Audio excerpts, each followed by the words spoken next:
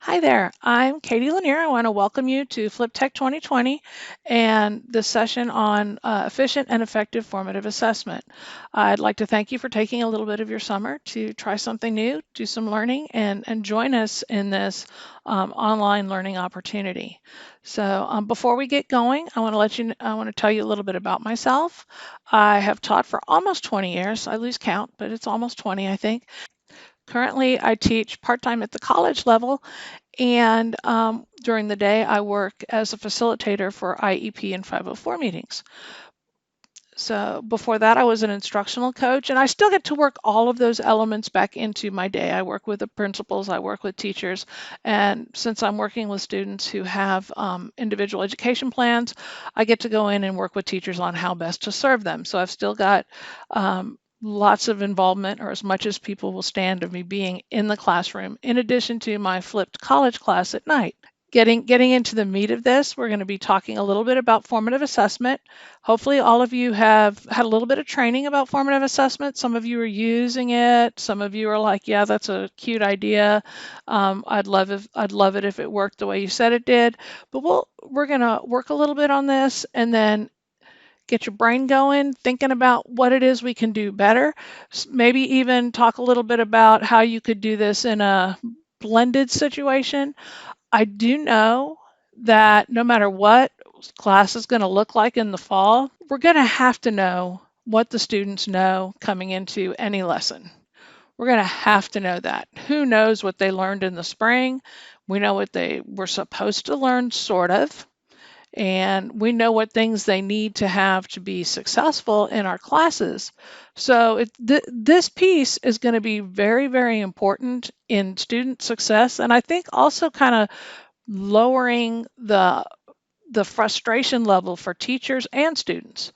So it's the process that we're going to talk about a little bit is time consuming to replan, just like anything that's good. It's going to take time.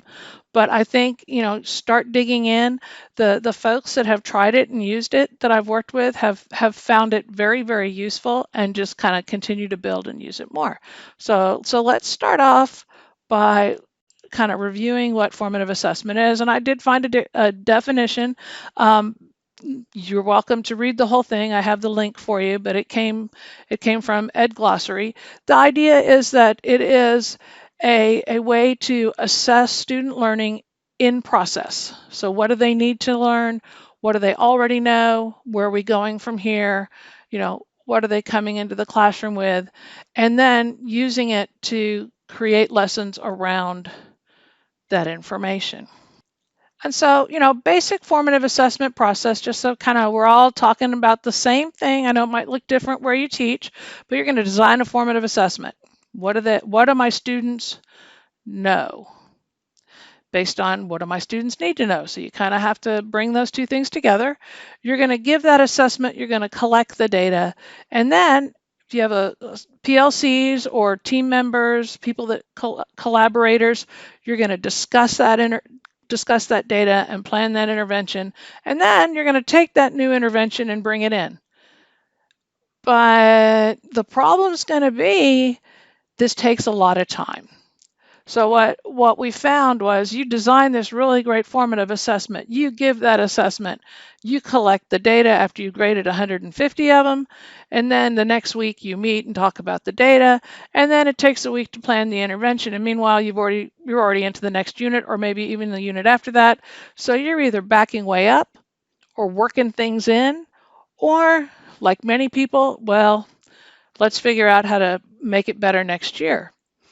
Doesn't help the students that are currently sitting in your classroom, doesn't address their needs. Yes, it helps the course in general, and it is great for the students next year, but what about those kids sitting in your classroom right now? So what I'm going to propose is rethinking the process to make it effective. Cut out all of that time, and then by doing some serious planning up front before you give the assessment, which will shorten the turnaround time on the feedback, which is what you want. And then really, really targeting the assessment to a single objective. All right, so we're going to talk a little bit about the process. We will dig deeper into this during the live session because I think a lot of this and really truly getting the whole idea is going to be kind of conversation and question and answer.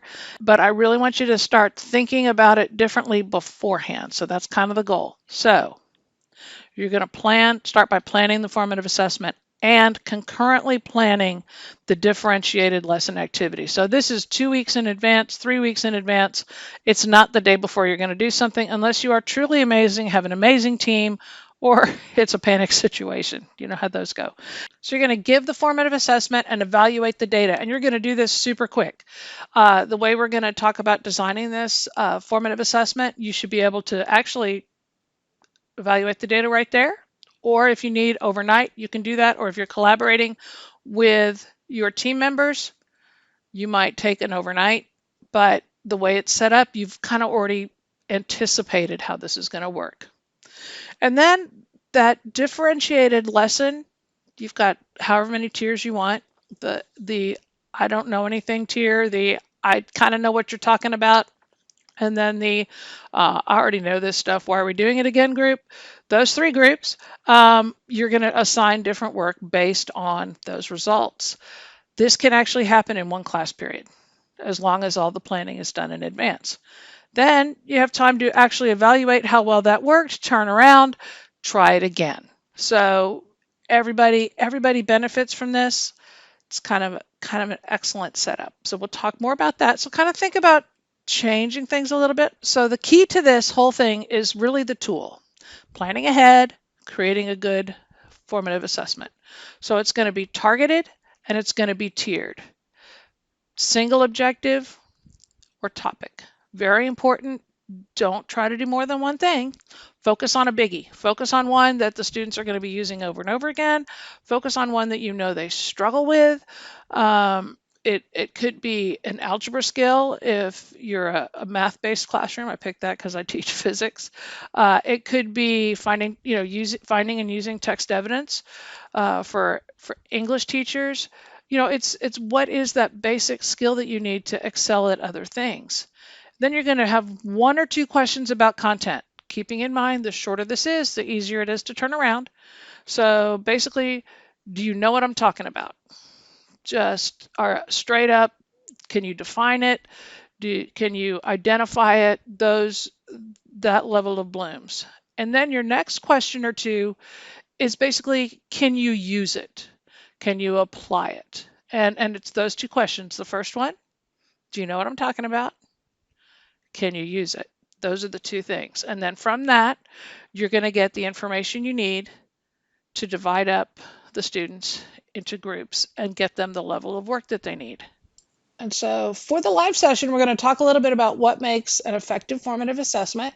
And then we're going to talk about this process, about creating it and adjusting it for constructive feedback and improved learning.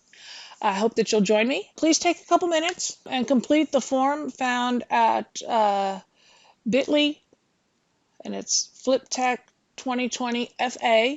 I have a couple questions about you. What's your name and what do you teach? And then the other piece is our first run at that formative assessment.